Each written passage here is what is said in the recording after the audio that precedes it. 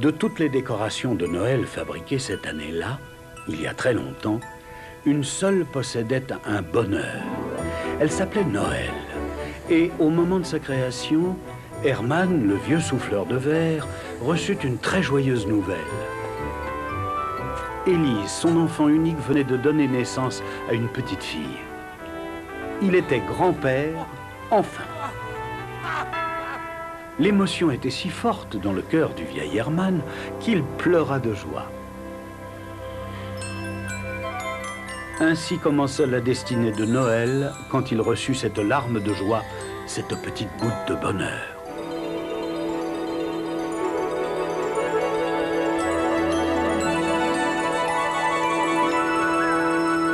Je m'appelle Noël et je possède un bonheur.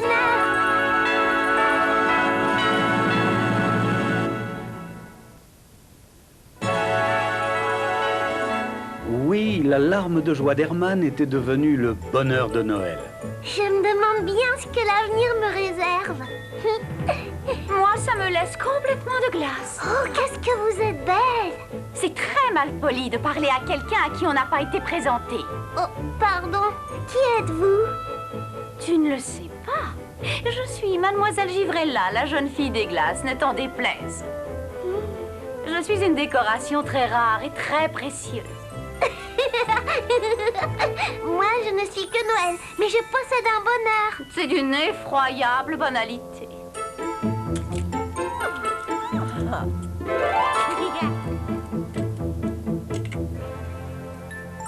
Pour terminer, Noël et Mademoiselle Givrella furent placés avec 10 autres décorations dans une boîte en carton. Tous ensemble, ils formaient ce que l'on appelle une douzaine. Où est-ce qu'on est? Dans une boîte, espèce de petit imbécile. Chacun bien à l'abri dans son compartiment personnel. Mais il nous est impossible de nous voir comme ça. Eh bien, ce n'est pas pour me déplaire. Moi, j'aime pas ça. Tu es un casse-pied, Noël. Qu'est-ce qu'ils en pensent, les autres? Moi, ça me laisse complètement de glace. Salut, je m'appelle Noël et je possède un bonheur. Silence! Oh, ça suffit maintenant. Tu ne vois donc pas que nous essayons tous de dormir? C'est vrai, on aimerait avoir un peu de calme. Qui est-ce qui fait tout ce tapage ici? Chut.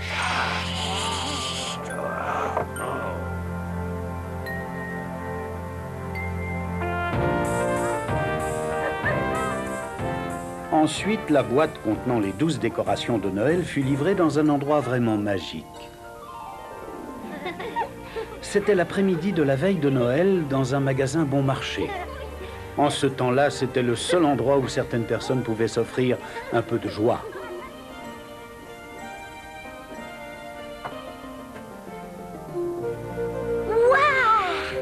Oh, par pitié que quelqu'un fasse taire ce jeune garnement. Hé, regardez, qui sont ces grandes choses qui se promènent tout autour de nous? Inutile de crier. Ces choses-là s'appellent des grandes personnes. Il y en a qui sont plus petites que les autres. Oh, celui-là, je vous jure. Ce sont des enfants. Oh, moi, j'adore les enfants. Oui, ça ne m'étonne pas de toi. Tiens-toi convenablement, Noël. Nous sommes ici pour être vendus.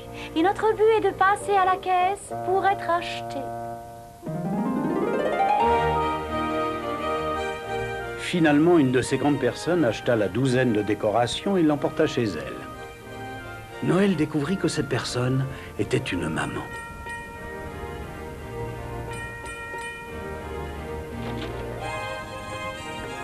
Regarde cette merveille. Elle m'a coûté 50 cents chez Monsieur Smith, notre fleuriste. Mais... Chérie, il vaut son prix, il est tellement beau. Regarde ce que j'ai acheté. Oh, c'est magnifique. Oh, je te souhaite un joyeux Noël, ma chérie. Joyeux Noël. Mademoiselle Givrella. Je sais ce que tu vas me demander. Alors voici la réponse. Nous sommes dans une chose appelée maison. Qu'est-ce que c'est, une maison? C'est une boîte pour les êtres humains. Oh, des enfants!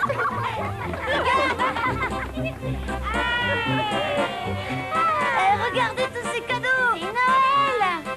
Non, pas encore Noël, c'est demain! Demain, c'est le jour de l'année que je préfère. Si on allait jouer! Ah, je t'aime, toi, tu sais. Tu veux que je t'accroche à mon beau sapin? Attention, ce n'est pas une bonne idée, chérie. Allez, venez les enfants, c'est l'heure de dîner. On va se laver les mains. Toi aussi? Je les ai déjà lavées. Bah, tu les laves encore une fois. Pourquoi? Parce que le Père Noël te regarde. Il voit tout, il sait tout, le Père Noël. Elle a dit qu'elle m'aimait.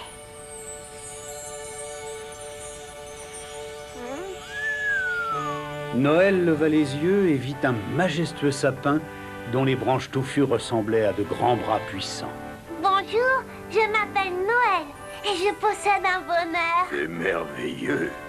Moi, c'est Brutus. Content de te connaître. Le gentil Brutus devint le premier ami de Noël. Il était très patient et cela ne le dérangeait pas de répondre aux 36 000 questions que lui posait Noël. Brutus, qu'est-ce qu'il se passe maintenant? Une chose appelée veille de Noël, la raison pour laquelle tu as été fabriqué et pour laquelle je suis né. Ça ressemble à un conte de fées. Quand les enfants se furent endormis, les grandes personnes descendirent au salon et se mirent au travail. Tu es très bien placée ici, petite boule rouge. C'est vrai que je suis bien ici. Je peux me balancer. Hé, regardez! Oh, Noël, je t'en prie, tais-toi. Après que la douzaine de décorations et d'autres douzaines encore furent suspendues aux bras puissants de Brutus, Ça y est, chérie, tu peux les brancher. Noël fit la connaissance des Sœurs Lumière, une charmante équipe qui éclairait tout ce petit monde. Bonjour, je m'appelle Noël et je possède un bonheur. Salut, Noël, tu es très mignon. Elle m'a fait un clin d'œil. Ensuite, bien sûr, vint la bande des guirlandes, de grands fils aux reflets argentés qui scintillaient de 1000 feux. Puis, sous les plus basses branches de Brutus, on plaça des boîtes de toutes les couleurs, nouées de jolis rubans brillants. Et autour de cette montagne de cadeaux, le père installa un train électrique nommé Marcomotive, qu'il possédait depuis son enfance. Meilleur vœu, meilleur vœu, meilleur vœu. Salut, Marcomotive. Moi, je m'appelle Noël et je possède un bonheur. Je peux pas parler, je peux pas parler, je peux pas parler, je peux pas parler. Pourquoi tu ne peux pas parler? Je suis occupé. Brutus, à quoi Marcomotive est-il occupé? Il essaie d'attraper sa queue. Pourquoi? Je ne sais pas. Mais pour les trains électriques, cela semble très important d'attraper leur queue. Chérie. Et ensuite, on aménagea un endroit spécial pour une dernière chose que l'on plaça avec beaucoup de tendresse au pied de Brutus. Qu'est-ce que c'est, Brutus? Je ne vois pas ce qu'il y a dedans. Ce n'est qu'une petite étape. Ah? Et pourquoi ils mettent cette petite étable? À Noël, cette petite étable est la raison pour laquelle cette nuit n'est pas comme les autres nuits. Enfin, émerveillé et un peu fatigué par tous ces préparatifs, comme seuls les parents peuvent l'être la veille de Noël, ils constatèrent avec plaisir que le travail était terminé. Comme ils le faisaient chaque année et comme leurs parents l'avaient fait avant eux, ils avaient décoré le sapin et avaient ainsi recréé la magie de Noël. Quelle est cette douce sensation que j'éprouve? C'est vraiment très agréable. C'est la bonté et la sérénité. C'est extraordinaire que tu puisses les ressentir. Habituellement, ces sentiments sont réservés aux personnes, aux animaux et quelquefois aux arbres. À mon avis, si ça m'arrive à moi aussi, c'est peut-être parce que je possède un bonheur. Oui, c'est peut-être pour ça.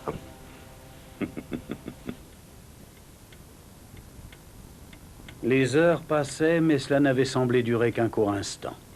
Quand tout à coup, arriva une chose appelée le matin de Noël.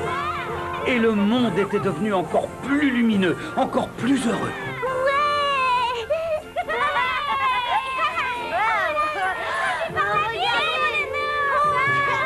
Ah, c'était un moment merveilleux. Il y avait des jouets et il y avait des éclats de rire. On s'échangeait des cadeaux et il y avait encore des éclats de rire. On recevait la visite d'êtres chers et il y avait toujours des éclats de rire. On déballait encore plus de cadeaux et il y avait encore plus d'éclats de rire. Marco Motif tournait sur ses rails. Meilleur vœu, meilleur vœu, meilleur vœu, meilleur vœu, meilleur vœu, meilleur vœu. Et il y avait encore et toujours des éclats de rire. Ouais, c'est bon. On mangeait de bonnes choses et les rires continuaient. On se faisait de gros baisers. Et pour couronner le tout, il y eut un feu d'artifice de rire. Ah, c'était un moment merveilleux qui dura 7 jours et 7 nuits.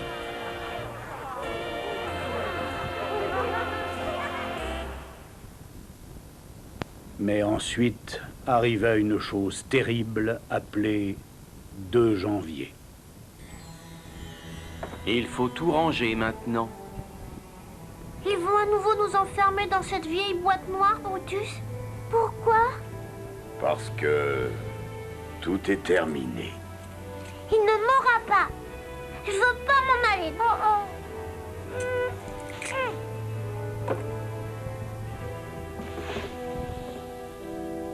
Au revoir, petite boule rouge. Au revoir. Garde précieusement ce bonheur. Ne le perds jamais. Noël ne revit plus jamais Brutus.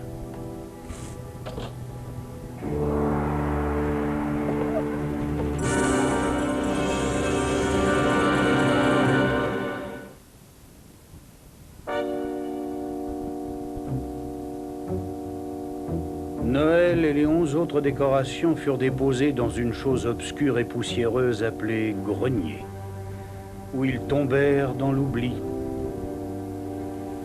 Mais comme toujours, cette chose appelée temps passait impitoyablement de saison en saison, et arriva une chose appelée printemps, puis une chose appelée été, enfin arriva une chose appelée automne, la saison des châtaignes et des champignons.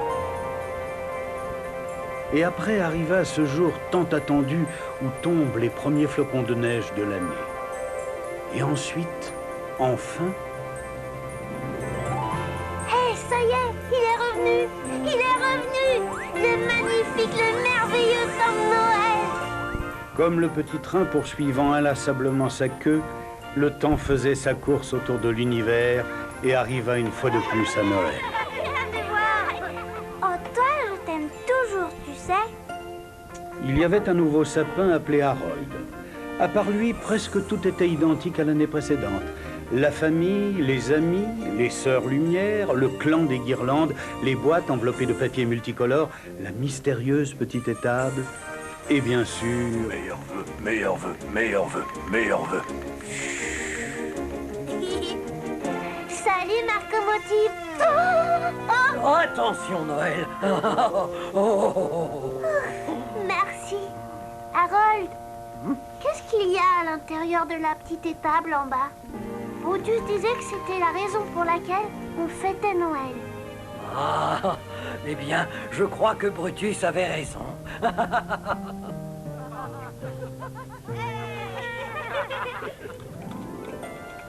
Mais à peine les fêtes avaient-elles commencé qu'elles étaient déjà terminées. Noël dit au revoir à Harold, et une fois de plus, il retrouva le grenier qui était sa prison. Et c'est ainsi que les années passèrent, dans un mélange doux-amer, de joie et de grenier. Après Harold, il y eut Bernard, après Bernard, il y eut Anthony, puis Grégory, puis Jérôme, puis Jacques. Mais au fil des années qui passaient, Noël sentait un imperceptible changement s'opérer autour de lui. Hé, regardez, les petits-enfants deviennent de plus en plus grands. Oh, Noël, pourquoi faut-il toujours que tu sois aussi tragique? Moi, je vous dis qu'ils ne vont pas tarder à ressembler à des grandes personnes. Moi, ça me laisse complètement de glace. Noël avait raison, les enfants devinrent à leur tour de grandes personnes. Peux-tu comprendre?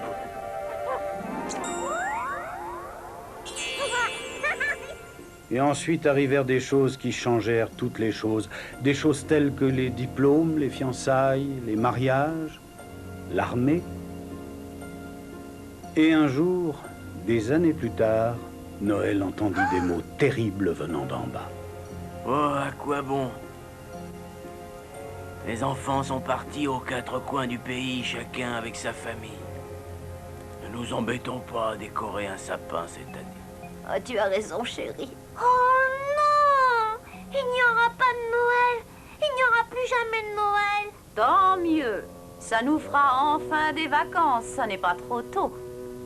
Après avoir passé de longues années au grenier, solitaire, Noël tomba finalement dans un profond sommeil qui semblait ne pas avoir de fin. Ce fut une chance pour lui de s'être endormi. Ainsi, il ne se rendit pas compte d'une chose appelée chagrin qui s'était abattue sur la maison. Il ne se rendit pas compte de choses appelées testament et vente aux enchères. Il n'entendit jamais des mots comme « Laissez donc ces vieilleries dans le grenier, ça ne sert plus à rien ». Noël n'entendit jamais ce bruit sinistre, le claquement sec de la porte qui se ferme sur la maison vide, privée de vie, de chaleur et de joie.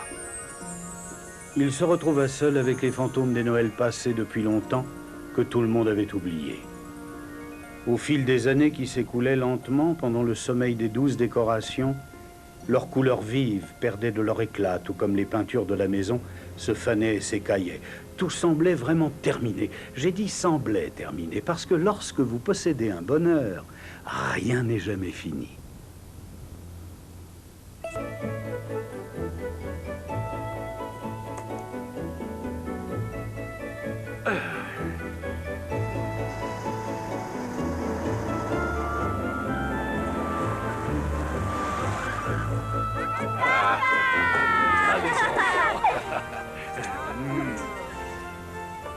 Je l'ai acheté au centre commercial pour 22 $.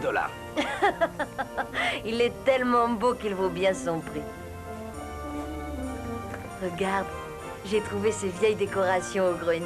Peut-être que ça fera joli avec les nouvelles en plastique. Je te souhaite un joyeux Noël, ma chérie.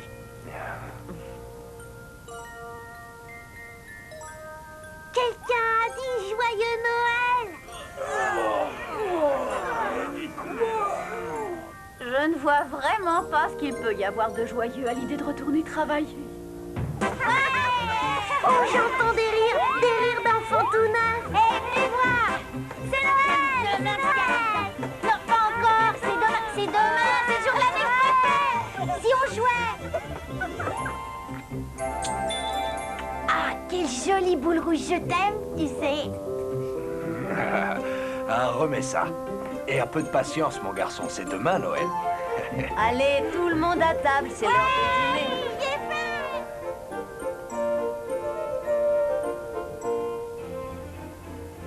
Tu sais, elles sont trop abîmées et trop vieilles pour qu'on s'en serve. Abîmée et vieille.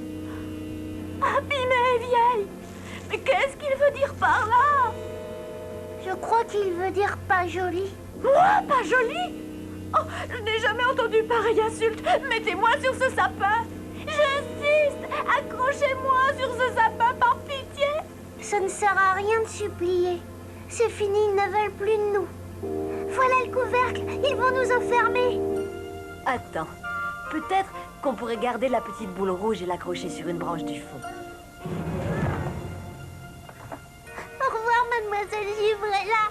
Au revoir. Oh, elle ne m'a même pas dit au revoir.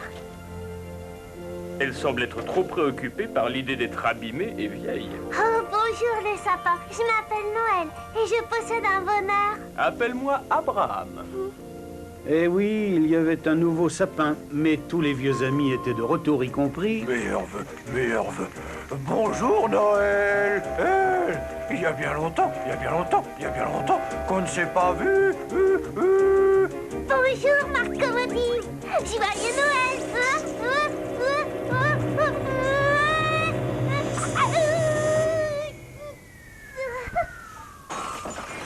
Oh, la petite boule rouge, elle est cassée. Malgré cela, Noël était toujours conscient. Il était sur le sol, il le savait, et pour la première fois, il put regarder à l'intérieur de la petite étable. Qui sont ces petits personnages dedans? Et cette petite poupée? Ah, ce doit être ce petit bébé qui fait que Noël est Noël. Ensuite, il y eut une chose appelée miracle. Puisque son vieux corps de verre s'était brisé, le bonheur qui était réellement Noël était libéré.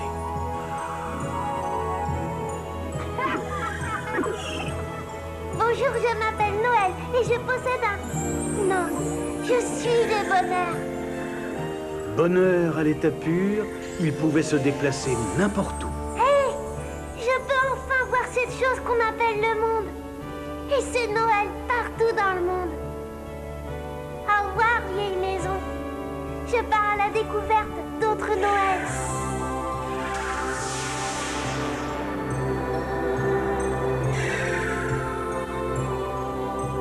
Je vais faire la course avec l'aube de Noël tout autour du monde. Je vais rencontrer des millions d'autres personnes dans des millions d'autres maisons. Des maisons de bois, des maisons de briques, des vieilles maisons, des maisons neuves, des maisons de riches, des maisons de pauvres, des grandes maisons, des petites maisons, des maisons si hautes que je peux à peine voir le toit, des maisons de paille, des maisons de glace, des châteaux et des chalets, des palais, des pagodes et des wigwams. Et dans chacune de ces maisons, des grandes personnes et des enfants. Mais ils ne parlaient pas tous la même langue et n'avaient pas tous la même façon de vivre. Certains n'avaient même jamais entendu parler de Noël. Quelle importance! Je possède en moi suffisamment de bonheur pour tout le monde.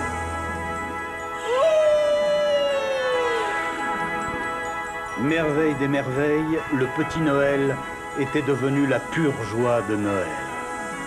Il continuera à vivre éternellement dans le cœur joyeux de tous les enfants, de toutes les femmes et de tous les hommes de la terre.